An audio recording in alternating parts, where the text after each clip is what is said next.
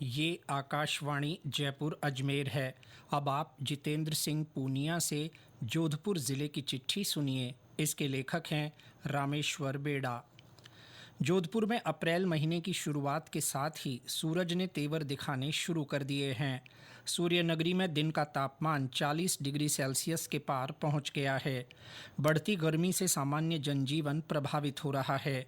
जिला प्रशासन ने लोगों को गर्मी से बचाव के लिए एडवाइजरी जारी की है। लू, तापघात और मौसमी बीमारियों से बचाव और इलाज के लिए अस्पतालों में आवश्यक इंतजाम सुनिश्चित किए जा रहे हैं। जैन धर्म के 24वें तीर्थंकर भगवान महावीर की जयंती आज जिले भर में श्रद्धा और उल्लास के साथ मनाई जा रही है।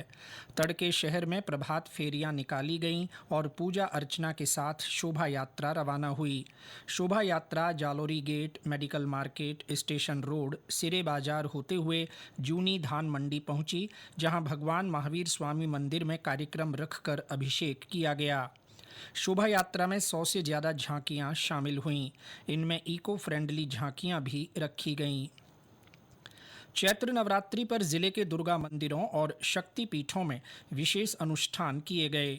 शुभ मुहूर्त में घर घर घट स्थापना की गई। अष्टमी पर कन्याओं को भोजन कराया गया। वहीं अगले दिन रामनवमी के मौके पर मंदिरों में धार्मिक आयोजन रखे गए। विभिन्न संगठनों की ओर से शोभा यात्रा निकाली गई। इसमें भगवान राम के जीवन पर आधारित विभिन्न झांकियां आकर्षण का केंद्र रहीं। राजस्थान हाईकोर्ट में अधिवक्ता कोटे से हाल ही में 4 नए न्यायाधीश नियुक्त किए गए। हाईकोर्ट की मुख्य पीठ में आयोजित शपथ ग्रहण समारोह में मुख्य न्यायाधीश MM श्रीवास्तव ने नवनियुक्त न्यायाधीशों की पद की शपथ दिलाई। कृषि विश्वविद्यालय जोधपुर को भारतीय कृषि अनुसंधान परिषद ICAR ने A ग्रेड प्रदान किया है। प्रदेश में ये एकमात्र कृषि विश्वविद्यालय है जिसे यह मान्यता मिली है। विश्वविद्यालय को A ग्रेड हासिल होने पर कृषि क्षेत्र से जुड़े विशेषज्ञों, शिक्षकों और विद्यार्थियों में उत्साह का माहौल है। 5 साल के लिए मिली इस ग्रेडिंग से अनुसंधान को बढ़ावा मिलेगा और रोजगार के अवसर भी बढ़ेंगे।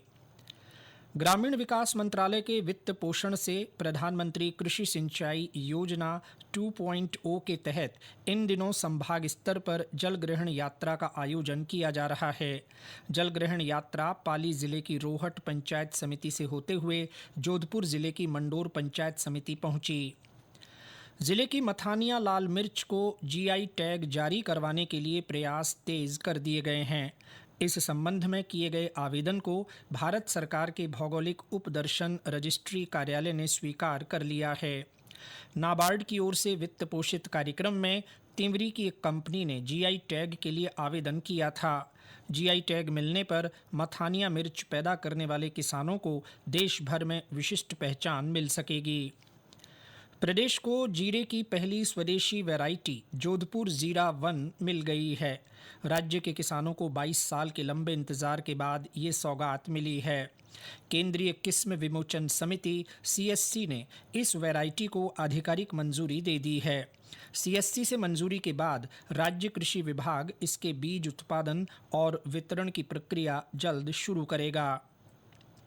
राज्यपाल और कुलाधिपति हरिभाऊ बागड़े बीते दिनों जोधपुर दौरे पर रहे। उन्होंने जयनारायण व्यास विश्वविद्यालय जोधपुर के 21वें दीक्षांत समारोह में भाग लिया और विद्यार्थियों को उपाधियां प्रदान कीं। समारोह में कुलाधिपति ने 60 गोल्ड मेडल भी दिए। इसके साथ ही 187 शोधार्थियों को PhD की उपाधियां दी गईं। भारतीय जनता पार्टी के स्थापना दिवस पर जोधपुर में पार्टी कार्यालय में कार्यक्रम रखा गया। इसमें केंद्रीय संस्कृति और पर्यटन मंत्री गजेंद्र सिंह शेखावत, पार्टी पदाधिकारी और कार्यकर्ता शामिल हुए।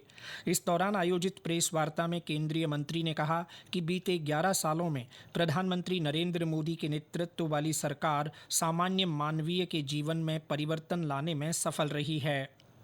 शाही ट्रेन पैलेस ऑन व्हील बीते दिनों जोधपुर पहुंची। ट्रेन के इस फेरे में देशी विदेशी कुल 22 पर्यटकों ने जोधपुर के ऐतिहासिक पर्यटन स्थलों का भ्रमण किया। ट्रेन जैसलमेर से रवाना होकर जोधपुर के मंडोर रेलवे स्टेशन पहुंची। इसके साथ ही जोधपुर जिले की चिट्ठी समाप्त हुई।